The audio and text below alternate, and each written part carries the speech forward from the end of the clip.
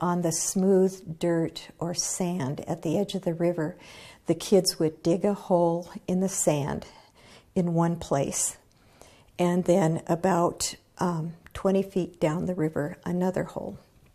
And the idea of the Stonehouse game is that 3 river stones that are flat and about as big as the palm of their hands would be placed in there, and that was their house, their teepee, their home. And the idea was to take them to their new home safely, one rock at a time, very carefully. So the okatoks, or rocks, were transported to their new home one at a time. They had to be laid down gently, transported gently, laid down gently, and be in exactly the same place as they started. And this was a reflection, we understood, of how the Plains people cared for their possessions as they took them from one place to the next. And home was not a home until everything was in its right place, and it was always transported respectfully, and it was always put into its proper place. So when you walked in, it was a complete home.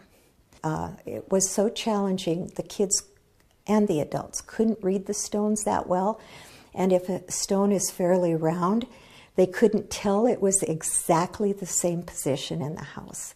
So we added pictographs from the region and sometimes the winter count, so they were learning other things, but it helped them visually place those stones in the right place. And so what we're going to do is one person in your team of 3 is going to tell a story with the stones, and they're going to place them in a particular way, and it might be helpful if you think about the directions, north, east, south, and west.